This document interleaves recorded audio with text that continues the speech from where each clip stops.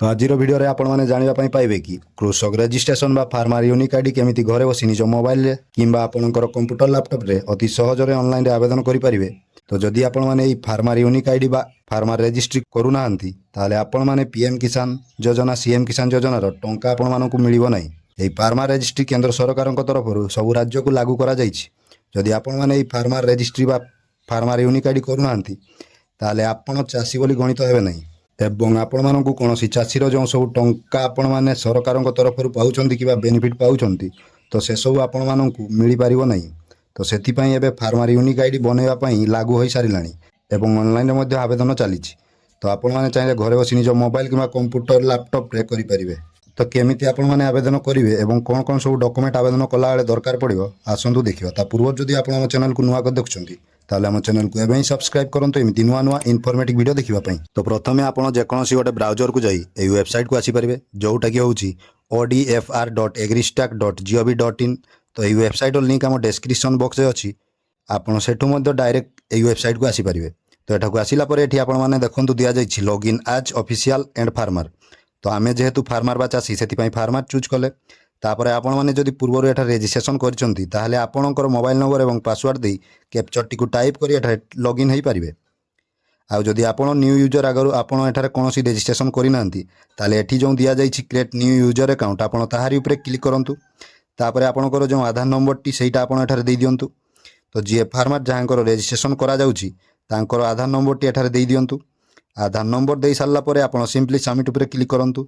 Submit कलापर आपंकर आधार card सहित link थी मोबाइल नंबर को गोटे ओटीपी आसो। तो से ओटीपी को दे सारा पर तले जो वेरीफाई ऑप्शन टी रही आप तारी उपर क्लिक करूँ। नेक्स्ट स्टेप रे आपंकर आधार कार्ड रु आपंकर डिटेल्स आसीजो एठारे चेक कर दिंतु आपंकर सबकि ठीक ठाक अच्छी कि नहीं। देन तल को आसला जमीत कि आपण मैंने देखा पाऊे एठारे आपंकर मोबाइल नंबर टी दवाई कहूँ। तो जो मोबाइल नंबर टी दौरान से मोबाइल नंबर टी एठारे एग्रीस्टैक वेबसाइट लिंक हो तेणु जहाँकर रेजिस्ट्रेशन करा जाउछि तांकर ही मोबाइल नंबर टी एठारे दे दियंतु। मोबाइल नंबर टी दे सारा पर से मोबाइल नंबर टी को ओटीपी जरिया वेरीफाई करिया पई पड़िबो नले वेरिफिकेशन पेंडिंग आपनको शो करिवो। तो एबे आपनकर से मोबाइल नंबर को आसीथिबा ओटीपी एठारे दे दियंतु। तापर वेरीफाई पर क्लिक करंतु। जेमिति आपण वेरीफाई करछंती आपनकर मोबाइल नंबर टी एठारे सक्सेसफुली वेरीफाई होई जिवो। तापर आपनको एठारे पासवर्ड क्रिएट करिया पई पड़िबो। सेट पासवर्ड जगह रे आपण गोटे नुवा पासवर्ड दे दियंतु। पासवर्ड टी एठारे एमिति किछि दियंतु जेमिति सेथिरे capital letter small letter special character with number जेमिति थिवो। तो एग्जांपल रे जेमिति आपण माने देखुचंती सेही टाइप रो किंतु आपणको इच्छा अनुसार आपण पासवर्ड टी रखि दियंतु। तापर सेही सेम पासवर्ड टी आपण पुणी थरे कन्फर्म पासवर्ड जगह रे देई देबे। सेही पासवर्ड टी को आपणको मने रखिया पई पड़िबो काहेकि ना लॉगिन करिया पई आपणकर एही पासवर्ड टी आवश्यक पड़िबो। पासवर्ड देई सारला परे क्रिएट माय अकाउंट पर क्लिक करि दियंतु। देन आपणकर रेजिस्ट्रेशन टी एठा सक्सेसफुली होई जिवो। देन ओके रे क्लिक करि दियंतु। तो जेमिति आपण ओके करूचंती आपणको सामने पुणी थरे से लॉगिन पेज टी ओपन होई जिवो। एठार प्रथमे लॉगिन एज रे फार्मर को सिलेक्ट करंतु। तापर एबे आपणकर से मोबाइल नंबर टी को देई दियंतु जो मोबाइल नंबर दे आपण रेजिस्ट्रेशन करिथिले। नंबर टी देई सारला पर एठारे आपणको पासवर्ड एवं ओटीपी दुईटी ऑप्शन रहिछि। जदि पासवर्ड द्वारा लॉगिन करिया पई चाहुचंती ताले आपण पासवर्ड को सिलेक्ट करंतु। आ जदि ओटीपी द्वारा लॉगिन करिया पई चाहुचंती ताले ओटीपी को सिलेक्ट करिवे। जदि आपण ओटीपी को सिलेक्ट करछंती ताले आपणकर से मोबाइल नंबर को गोटे ओटीपी जीवो। से ओटीपी देई कैप्चर टी को टाइप करी आपण लॉगिन करि परिबे। आ जदि पासवर्ड सिलेक्ट करछंती ताले आपण जो पासवर्ड टी क्रिएट करिथिले सेही पासवर्ड टी आपण एठारे देई दियंतु। तापर एई कैप्चर टी को एठा टाइप करंतु एवं लॉगिन ऊपर क्लिक करि दियंतु। जेमिति आपण लॉगिन ऊपर क्लिक करछंती आपणकर नाम डेट ऑफ बर्थ समस्त डिटेल्स एठारे आसीजो। तापर आपण रजिस्टर एज फार्मर ऊपर क्लिक करंतु। तापर आपको से पचारुछि कि do you want to change your register mobile number. आपन जो मोबाइल नंबर टी रजिस्ट्रेशन टाइम रे देइथिले सेही मोबाइल नंबर टी को आपन चेंज करिया पई चाहुछंती कि जदि चेंज करिया पई चाहुछंती ताहाले यस करी आपन चेंज करि परिबे। जेहेतु आमे चेंज करिया पई चाहुने सेति पई नो ऊपर क्लिक करिवा।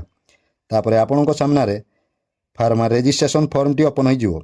एठार देखंतु जदि आपनकर ईमेल आईडी अछि ताहाले आपन ईमेल आईडी एठारे देई परिबे।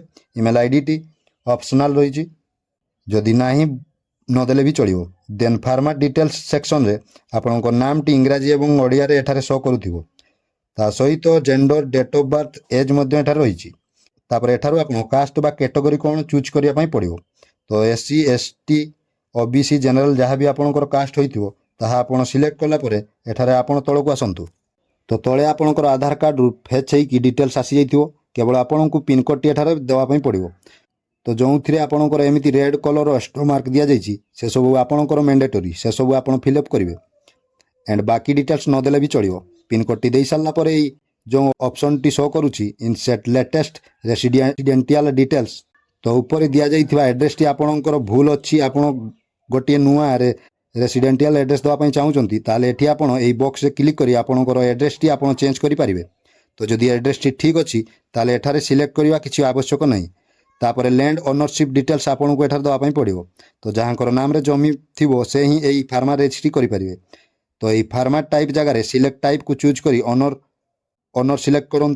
तो जेहेतु यहाँ निज जमी अच्छी से ओनर चूज कले तापर ऑक्युपेशन डिटेल्स एठारे आपन को एग्रीकल्चर एवं लैंड अर्निंग फार्मर दुईटी ऑप्शन शो करूथिबो। तो ये दुईटी आम टिक करवा तापर फेच लैंड डिटेल्स ऊपर क्लिक करूँ। तापर आपणकर सही लैंड डिटेल्स बा सही जगार एड्रेस टी आपको देवाई पड़ो।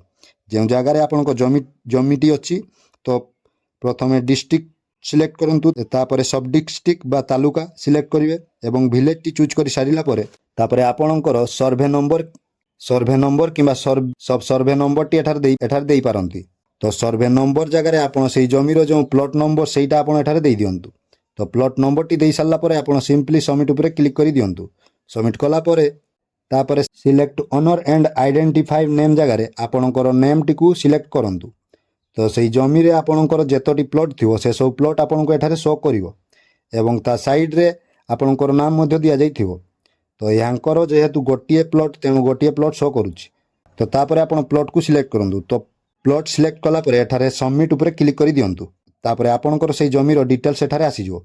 जदि आउ जमीर डिटेल्स देवाई चाहूँगी से सेमिति आपण फेच लैंड डिटेल्स रे क्लिक करी आपण आउ जमी डिटेल्स दे पारिबे।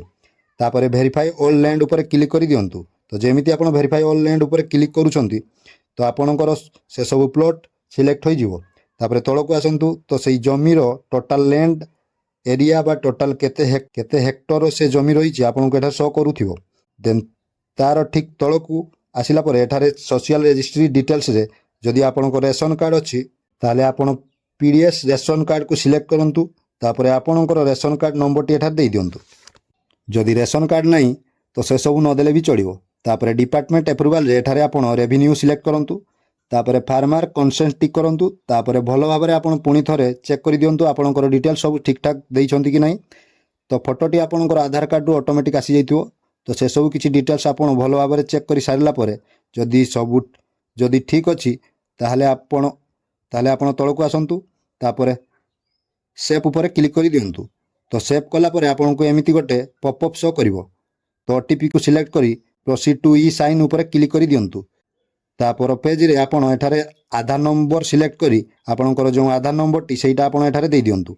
आधार नंबर टी दे सारा पर आपण एठारे आधार ओटीपी को सिलेक्ट करंतु एवं गेट ओटीपी उपर क्लिक कर दिंतु। जेमिति आपण गेट ओटीपी रे क्लिक करूछंती आपणको आधार कार्ड सहित लिंक थिबा मोबाइल नंबर को गोटे ओटीपी जीवो। से ओटीपी को एठारे भरी दिंतु। तापर एथिरे आपण टिक करी सबमिट उपर क्लिक करंतु। सबमिट कलापर आपणकर फॉर्म टी एठारे सक्सेसफुली सबमिट हो जिवो। तापर आपणकर এই पीडीएफ को डाउनलोड करी आपणको पाखरे रखि नियंतु। तो एमिति प्रोसेस आपण निजे घरे बसी ऑनलाइन माध्यम रे फार्मर रजिस्ट्री करि परिबे। तो आवेदन पर जदि यार स्टेटस टी चेक करिया पई चाहूचंती ताले एठारे चेक एनरोलमेंट स्टेटस उपर क्लिक करी एनरोलमेंट आईडी किंबा आधार नंबर दे आपणकर स्टेटस टी एठारु चेक करि परिबे। तो जदि आपण निजे ऑनलाइन रे आवेदन करि पारु नांती ताले आपणकर एरिया रे थिबा सीएससी सेंटर बा जनसेवा केंद्र को जाई सेठारे मध्ये आपण चाहिले आवेदन करि परिबे। तो जदि वीडियोटी भल लगी वीडियो गोटे लाइक और आम चैनल को सब्सक्राइब करूँ। जय जगन्नाथ।